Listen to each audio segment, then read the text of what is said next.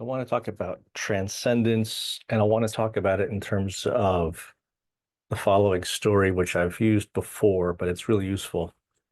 And it's a story by Paul Marr, who's a German short story children's writer. And it's the story of Conrad, who is a boy who cannot tell stories. He cannot really understand stories. And so um, when his mother asks him, about, oh, what did you do yesterday, Conrad? And he replies,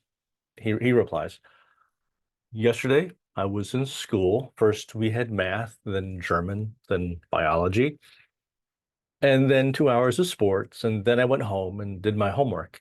Then I spent some time on the computer, and later I went to bed. And his mother was kind of taken aback and realizing that he can't internalize events. All he can do is say, here are discrete, different events which are not connected by any meaning, by any story, by any meaning. And so the story goes on, and let me go to where his parents try to help him by taking him to an expert on storytelling. And this expert is Miss Leisure. Her name is Miss Leisure, which is purposely named that name. And it's a friendly old lady with white hair.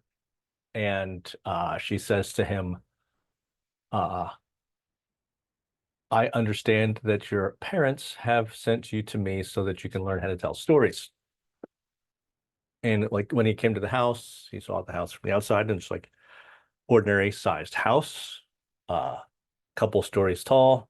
He goes in and it seems immense and endless, like this endless corridor. And so Miss Leisure gives him a small parcel, and she points to the staircase and she tells him, can you please take this upstairs to my sister? Okay. So Conrad takes the parcel, starts going up the stairs, but the stairs seem to keep going on forever and ever and ever. And astonished, he asks, how is this possible? I saw the house from outside and it had only one floor. We must be on the seventh floor by now. And then uh, suddenly in the wall, a low door opens and a hoarse voice calls out in a bizarre way of speaking. And it says, ah, there you are at last. Now home on and come bin. And so language itself is a riddle and something magical and weird and mysterious about it that doesn't make any sense. So Conrad pokes his head through, and in the darkness, he's able to make out there's an owlish figure. And he says, who are you? And the owlish figure says, don't be so purious. Do you want me to wait forever? And Conrad, okay, comes in, and the guy says, soon you'll blow downhill. Have a nice trip. Ha ha ha. And then the floor disappears below him, and he falls downward through this tube, and he's trying to hold on to something, but it's just like getting swallowed by this tube. Luckily, it's safe, and it sort of spits him out at Miss Leisure's feet. What did you do with the parcel? She asks angrily. I I must have lost it along the way, Conrad answers. Miss Leisure puts her hand in her pocket and pulls out another parcel, and it's like it's actually the same parcel, uh, mysteriously. And she gives it to him. Here, please deliver this to my brother downstairs. In the basement? Conrad asks. Nonsense. You'll find him on the ground floor. We're up on the seventh floor, as you know. Now go. Okay, so he starts going down the stairs, and it's hundreds of steps, and it's like seemingly again infinite. And Hello, he calls out, hello, Mr. Leisure. And then a door opens up next to him. And again, a coarse voice says, of course, I swear you. I'm not deaf. Quick, come wine. Again, the strange language. And he goes in, and there's a creature like a beaver, and he's smoking a cigar. And the beaver asks him, what are you baiting for? Come on 9. Conrad slowly enters the room. But again, there's no floor, and he falls into the bowels of the house again, and it spits him out again at Miss Leisure's feet. And she draws on a thin cigar and she says, let me guess, you failed to deliver the parcel again. Conrad musters his courage to say, no.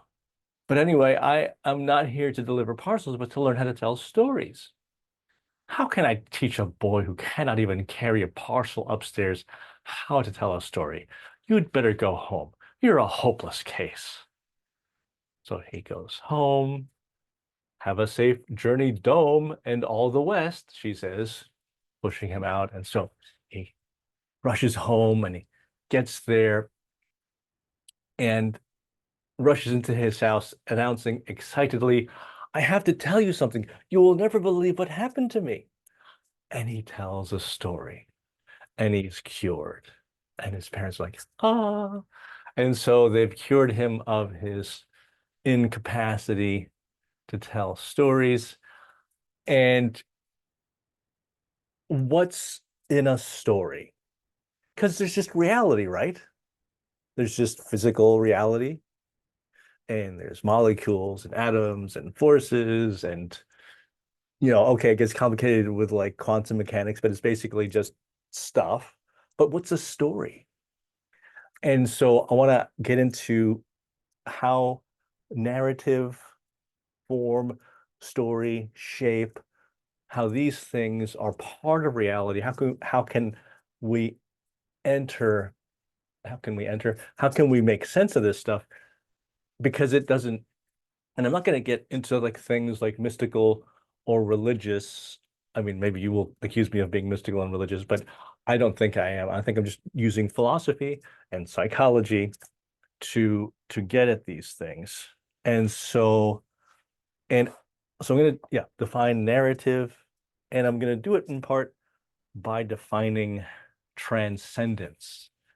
And transcendence is the opposite of immanence. And so I'm going to go to my whiteboard screen, and let's see if I can get this guy to get set up here to make some drawings and some notes. And so, how do I get rid of this? Anyway, um, and so here are some ideas. And there's a fellow philosopher named Charles Taylor who I'm drawing from, although I'm not using him over much. I mean, I'm going to disagree with some of the things that he says. That is to say, um, he wrote a book that is really good called A Secular Age, and came out in 2007. And there he kind of draws a distinction between what he calls immanence, or the immanent frame, and transcendence. And that's like what's outside the immanent frame. And if the immanent frame is where I'm kind of the modern subject, I'm kind of a physicalist, materialist. That's what I know for sure. The other stuff is just opinion. It's just kind of poetic fluff. And so that's what I'm going to focus on. That's my immanent frame. That's what, and so there's mind, there's my mind, and there's matter. And these are two totally separate things. And this, this has been talked about as the mind-body problem, and like, how do I connect my mind with my body? And Descartes thought like, oh, your mind is connected to your body through your pineal gland in your brain. Because like how does matter touch mind? How does mind in theory they don't touch at all. Or you say, well, there's no such thing as mind. It's just matter. Which is one way of trying to deal with it. In fact, there's some people who say like, actually, it's all just mind. The matter is just a subset of the mind, and that's called panpsychism, where everything is consciousness. Anyway, I don't believe in that, but I think there's some interesting thoughts there. But let's get to transcendence, which is what? And I'm not talking about transcendence in a religious sense. I'm not talking religion. I'm not talking about God or spirits or angels. I'm just talking about like consciousness for one thing. Um, but I'm going to talk beyond that. It's what? It's immaterial reality.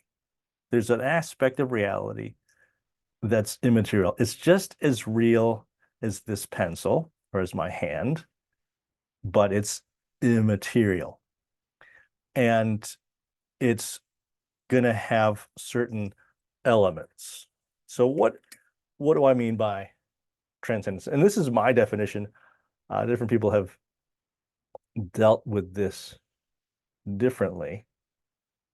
But I'm going to say transcendence are these things. It's this immaterial reality that has a meaningful pattern. So it's got meaning.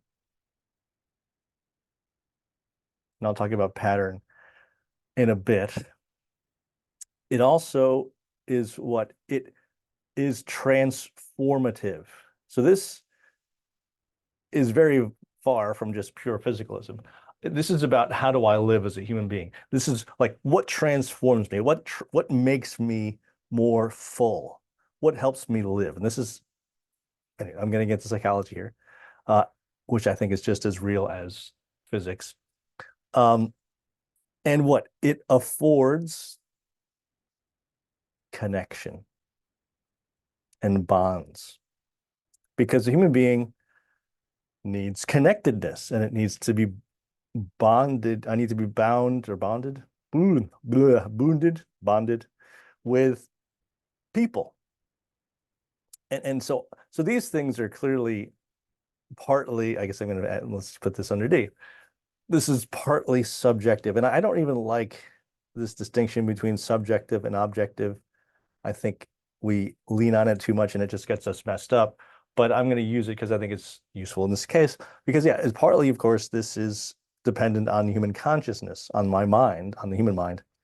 But everything does, whether it's physics or psychology or poetry, it's all going to be partly subjective, I would argue.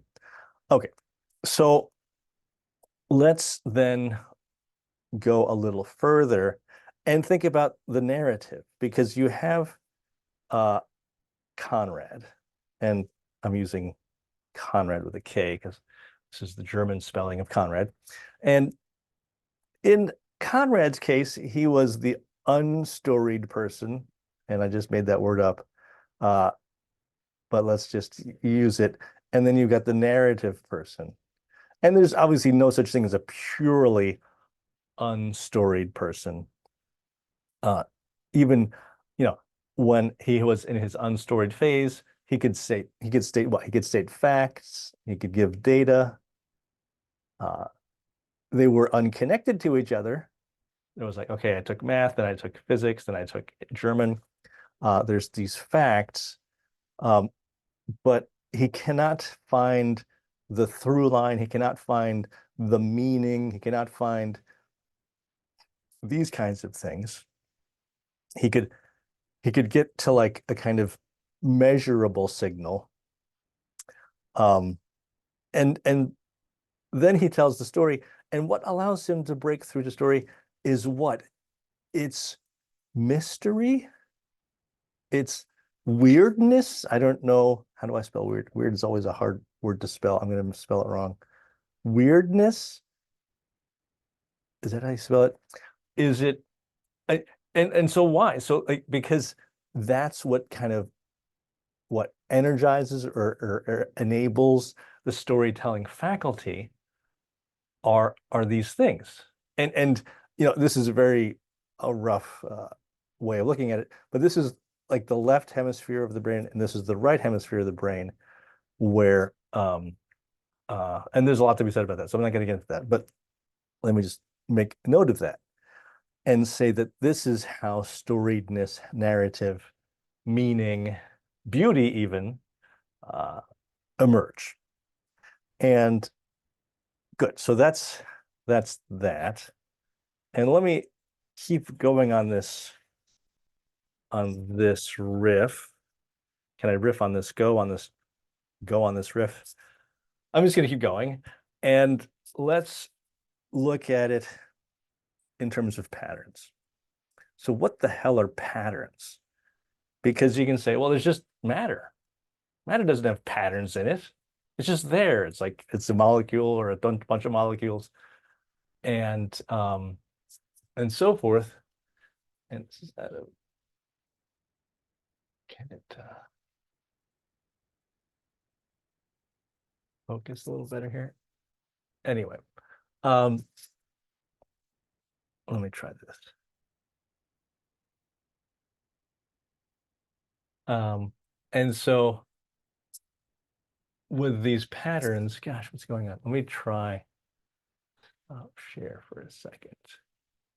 Let's try that again.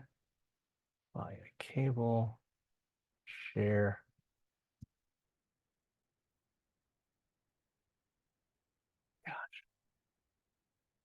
Gosh. Let's do this.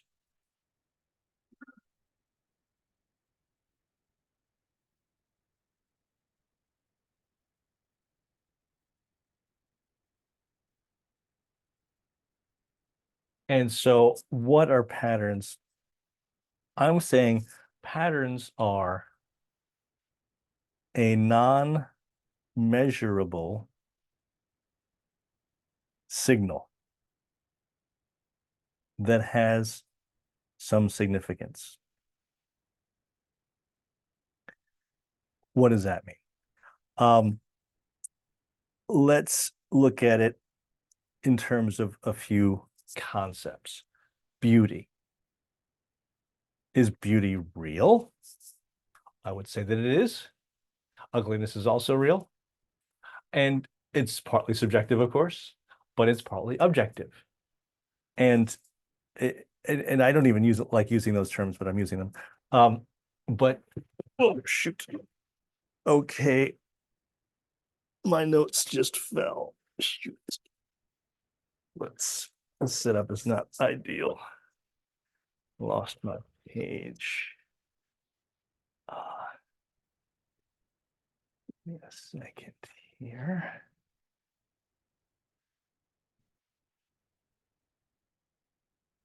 Um, okay. So beauty. It's also things like musical harmony. Is musical harmony real? It's immaterial. It's real. It's like mental health. I can have mental unhealth. I can be mentally ill. That's real. And I can have mental health. That's also real. It's like faithfulness, faithful friendship. Is that real? Well, we know when someone lies to us and we get really pissed off because that sucks. It's real. It's a real bad thing. Like mental health is that's when your psyche, and what is a psyche? But let's just say your mental health is thriving. You're like you're just jiving with it. It's just you're in a groove. You're thriving. Is that real? Yes, it's real. And and we can say like faithful friend, like is there a let's talk about like lover. Is there a difference between lust and love? And I was just hearing a professor, Catherine Hakim, British philosopher, who said, no, there's no difference. That's insane. Of course, there's a difference. Anyway, and so, but it is hard, and you know, she's not insane, but yeah, I think she's totally wrong. Um, these things, of course, they're real. And let's talk about it a little further, because we can talk about signal as either a measurable signal or a non-measurable one. Something that you can't measure, but it's a signal. Unmeasurable. Uh, the materialist, the physicalist might say, well, there's no such thing as non-measurable signal. That just doesn't exist. Well, I'm arguing that it is. Beauty, harmony, mental health, faithful, love are non-measurable signals.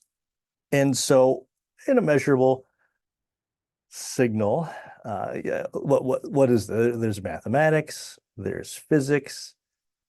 These are very precise. I have these formulas that work every time perfectly. F equals ma, force equals mass times acceleration. You've got c, the speed of light, which is the same.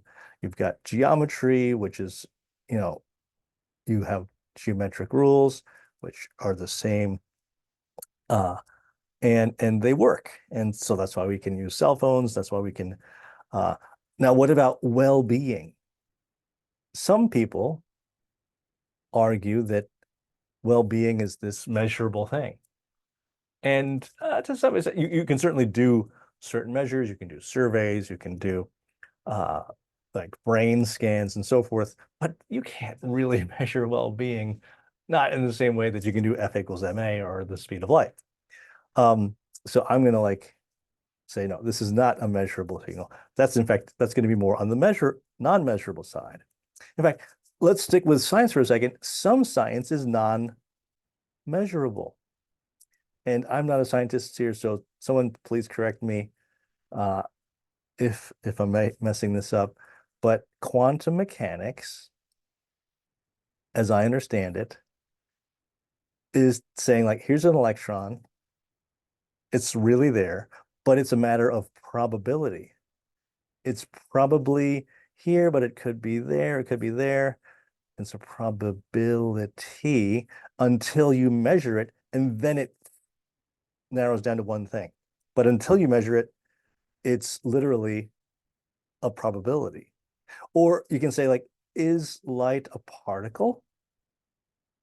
And like we have light photons coming in and hitting your retina, and that's why you can see stuff. Or is it a wave function?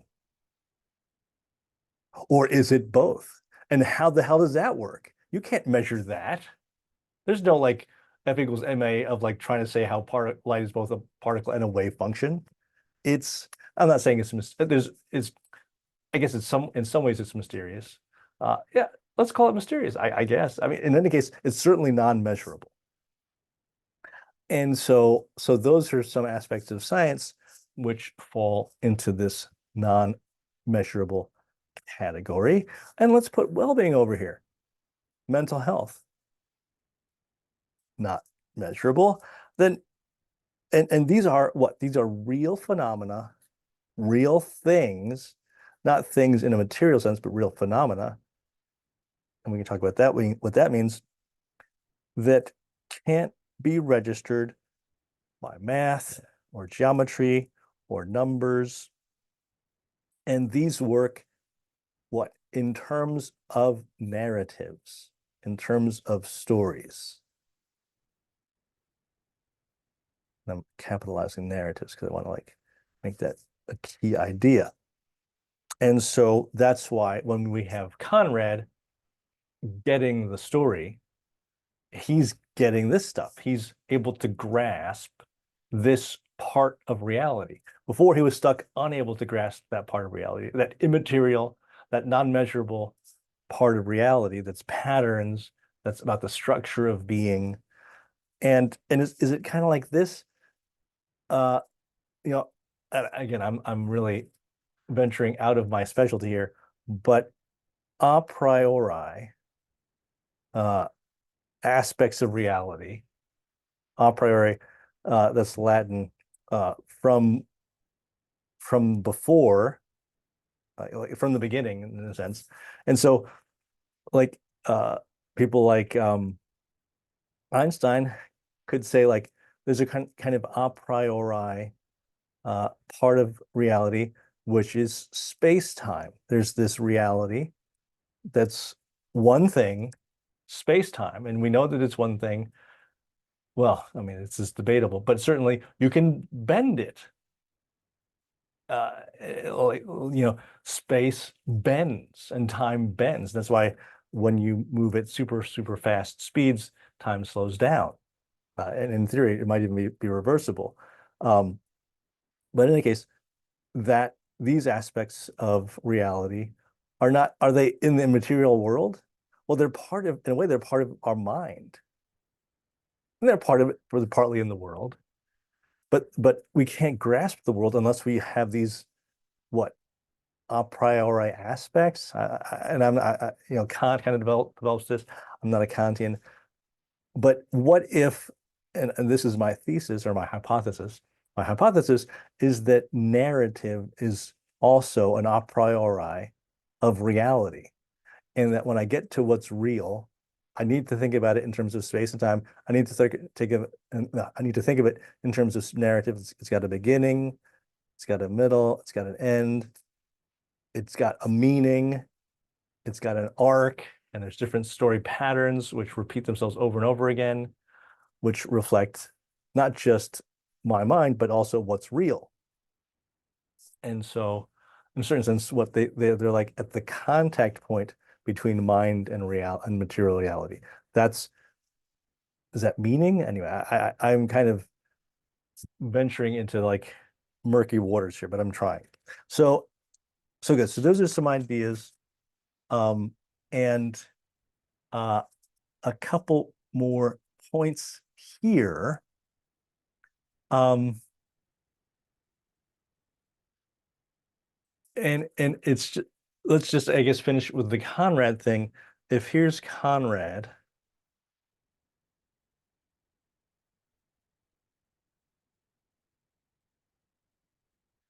and he is looking at reality, and at first, as we said, he sees facts, another fact, and a piece of data, and he kind of just lists them, but he can't relate them into like a coherent whole, a meaning, until he gets to narrative and until he gets to story. But in order to get to that story, in order to kind of move into that mode, is this like two modes of thinking? He needed what? He needed weirdness, and I'm not gonna try spelling it because I'm gonna misspell it again. But he needed yeah, I'm gonna throw out mystery here, and I don't mean mystery as in like something that's not real, like a ghost or like an angel. I mean, but reality itself is full of mystery and it's full of meaning. And and which means this guy like an ethical valence. And like I was debating with a person, Sean Sullivan, the other day, and we were talking like, is there a meaning to like the planet Mars? And if there's no meaning, I can just take a bunch of nuclear weapons and blow it up, and that doesn't mean anything. Or it means something. Maybe that's really, really bad. And I would say that's really, really bad. That's not respecting the due uh, order of the universe. Like we need to respect material reality as well as human reality, as well as animal reality and plant reality. Like there's a certain respect that I'm obliged to do. And so um so this is what I'm trying to say. So um I'm thinking about doing a song. Let me pause. Okay, I'm gonna try this song from The Verve, and it's called Bittersweet Symphony. And I'll do some commentary on this. Let's give this a try.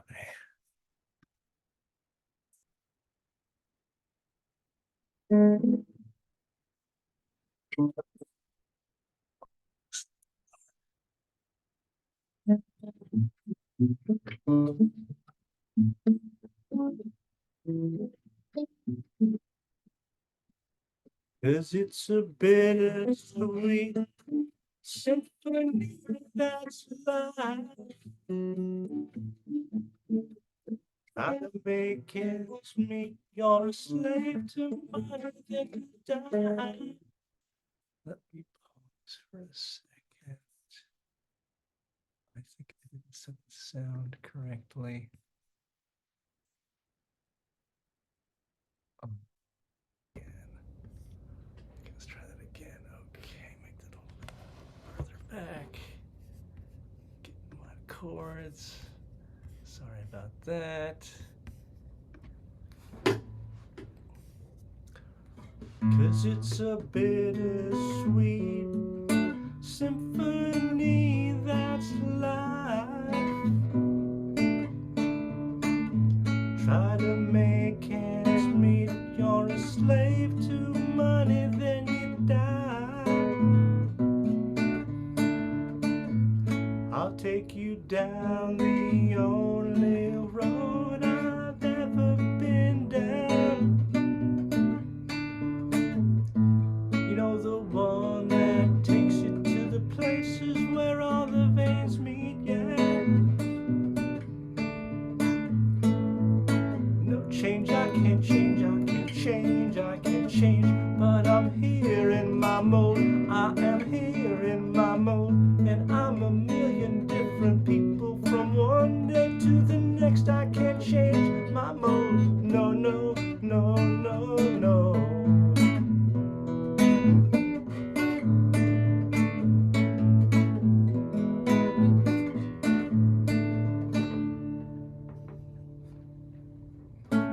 Well, I never prayed, but tonight I'm on my knees, yeah. I need to hear some sounds that recognize the pain in me, yeah.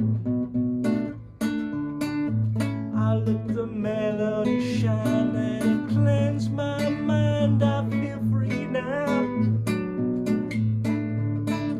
But the airwaves are clean and there's nobody singing to me now. No change, I can't change, I can't change, I can't change. But I'm here in my mode, I am here in my mode. And I'm a million different people from one day to the next. I can't change my mode, no, no, no, no, no.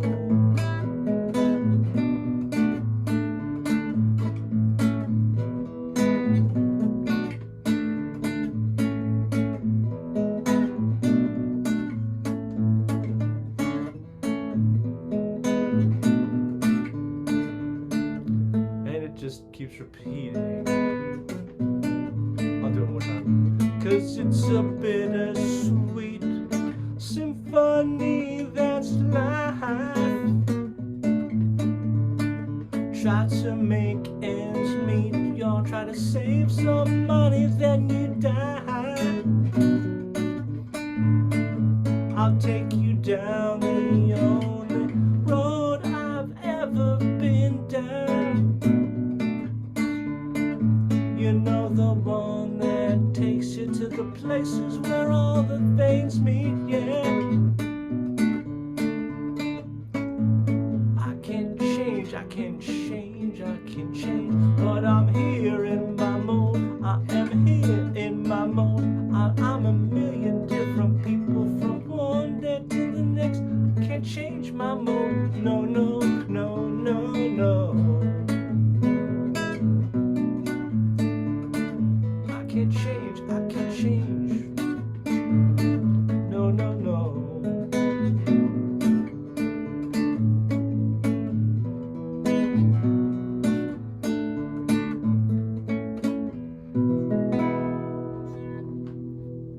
And that's the verb pipe. And I know I didn't get the rights to the song, so that might make me in trouble. But anyway, but let me share my screen and show you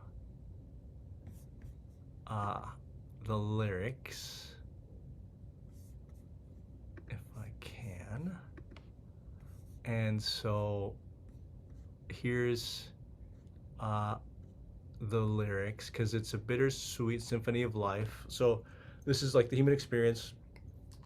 It's not just a bunch of facts, it's a symphony. It's a harmony, sounds, different levels working together as a whole. It's bittersweet, so it's got a meaning. It's got a bitter, so it's hard, but it's also beautiful.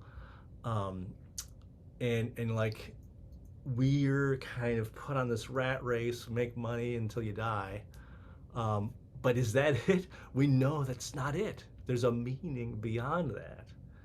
Um, and I'm going to take you down that road where all the places and all the veins meet. So everything's meaningful. All the veins are meeting. Like this is like it's not just like a random nothingness, nihilism, and he's saying I can change, or I can't change. I mean, actually, it's kind of confusing. I'm not because he's saying no, no, no. I can't change my mold. I'm here in my mold. I'm here in my mold. I'm a million different people, and I'm not totally sure what he means by that. I guess I'm just going to hypothesize that that's kind of like uh, the form of the human, uh, which, like, okay, there's a million different people, so we all have the same human form, like, which includes the psychology of it. Um, well, I've never prayed, but tonight I'm on my knees, yeah. So, like, okay, this is not about religion, but like, I'm desperate. I need to hear some sounds that recognize the pain in me. Because, like, that's real. Pain is real. This, you can say, oh, just ignore it. That's not real. No, no. This is, the pain points to something that's real. It might be like my own mental illness, my own mental instability, and which is also pointing to mental fitness and mental health. And so I need some sounds. I need like the harmonies to make it make sense. I need let the melody shine, let it cleanse my mind. I feel free now, but the airwaves are clean and there's nobody singing to me now. Um, I can change. I'm here in my mold, etc. And there's the bittersweet symphony again, and then he just repeats himself. Um, it's just sex and violence. Interesting. I forgot that part. Yeah, I didn't do that part. I'll take you down the only road. Anyway, so sex and violence. So yeah, that's the Verve, not the Verve Pipe. That's a different group, but the Verve. Not that you need to know the Verve Pipe. That I forget the name of the song that the Verve Pipe had, but yeah. So life is this bittersweet symphony. It's got meaning and material reality uh, is suffused with all that stuff, with those immaterial things, which I was calling transcendence and beauty, uh, story, narrative. That's why we're the storytelling animal. Like we can't live without a story. In fact, if you don't have a story, you're going to go crazy, or you're going to die, or you're going to kill yourself, or you'll just like be like Conrad. And in a certain sense, our society is kind of drifting into this Conradian mode of non-story, of disconnection from the mythos, and so like we're driven to like seek it, and so it's taking certain forms. Like we want to get back to nature, and like I'm a Tolkien fan, and so like I yearn for like that connection with nature and the trees that his stories affords me, and of being a hero and like riding horses and carrying a sword, and like okay, I'm just like a weirdo type guy, but like think of it, there's millions of us, and like we play video games so that we can get into that world. We know that there's something real there, and that we're stuck in this machine world that's like straight lines and logical, and it's like the paradise of the left hemisphere. That's what Damien Walter, the science fiction podcast guy, talks about, and and like we need to break out of this paradise of the left hemisphere and get back to the mythos, get back to the story.